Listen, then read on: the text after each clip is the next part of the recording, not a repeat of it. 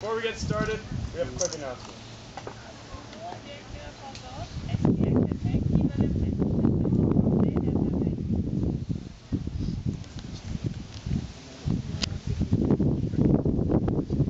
Like I said, hello and welcome. My name is Cam, and in front of you see a small contingent of the 41st Fifes and Drums that would have been stationed here during the War of 1812. Now, the uniforms you see in front of you, you might not think that they are British. We have a lot of people coming in here asking if we're Prussian. We say, no, we're not Prussian. They ask if we're French. We say, no, we're definitely not French. They ask us if we're American. We ask them to leave the fort. But we are, in fact, British regiment. You mainly picture the nice red coat as a British regiment. Well, during this time, what the Fifes and Drums are doing is reversing those coat colors to be able to stand out on a battlefield. So a great example of this would be the 49th Regiment of Foot. They wear a red coat with green cuffs and collars. Their Fifes and Drums are reversing those, wearing a green coat with red cuffs and collars. Very distinguishable on a battlefield. Our regiment's a little bit more difficult. We wear a red coat with red cuff and collar. If you reverse that, you get the exact same thing. So very hard to distinguish yourselves. So we're one of 4 regiments to adopt a white or a buff colored coat. Now, Fifes and Drums had 3 main functions during this time, on a garrison and on a battlefield.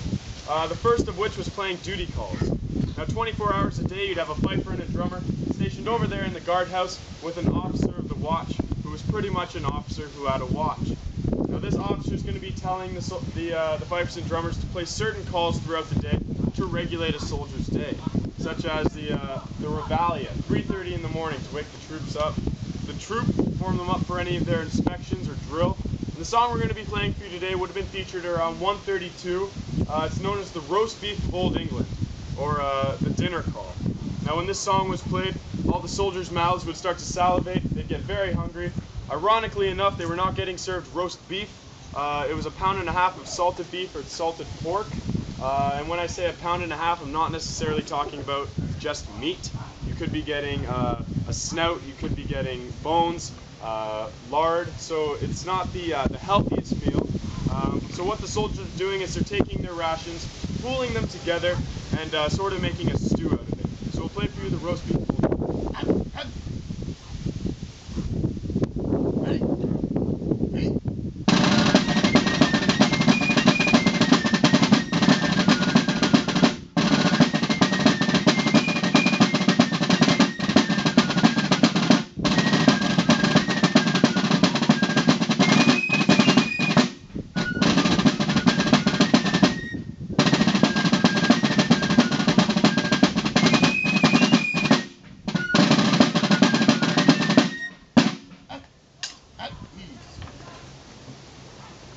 Now, not only would you be playing duty calls on a garrison like Fort George, like that one we just played, but you'd also have battlefield duty calls.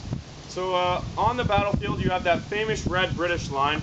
In the center, you have the colonel, the colors, and the drum major. The colonel is going to be telling the drum major to play certain calls, such as the prepare to fire, ceasefire, point of war, or parley. It's then going to echo up and down the lines, behind the lines, where the fifers and drummers are situated with their respective companies to make sure that everyone has heard it. As an example, we're going to be having drummer Dowd number 4 play for you the prepare to fire and ceasefire.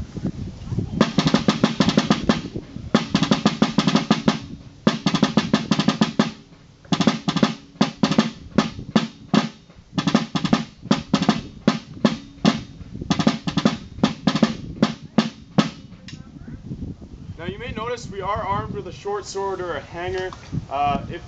If it came to that point, fifes and drums were expected to fight. On the front of the drums is the regimental colors, so drummers were told to protect this with their lives. As well, you notice the fife and drum are rather loud instruments, definitely outdoor instruments, which is why they're chosen.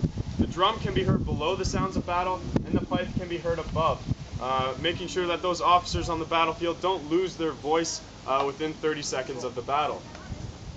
Now, the second function of fifing and drumming is what you more typically think of them doing during this time, and that's playing music on the march. Now, wherever you went in the British Army, you were marching.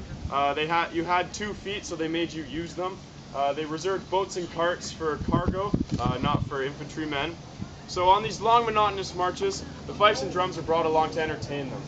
sort of like a car radio today. The soldiers know the songs because they're coming from the recruiting districts, so they know line upon line of lyrics, mainly vulgar lyrics about what they did last night, who they beat up, how much they had to drink, how many windows they broke, stuff like that. Very entertaining for them. On a more practical note though, the fifes and drums play at about 75 beats per minute, which is an average walking step, and the infantrymen take about a 30-inch step. With those two numbers, the officers are able to put it into a formula, calculate how long it's going to take to get to certain bivouac points so that they're not setting up their camp in the dark. Candles are rationed at this point, so you want to use them only when you have to. They don't have the aid of car headlights to set up their tents in the dark, so you want to get to your spots with respectable daylight. So we're going to be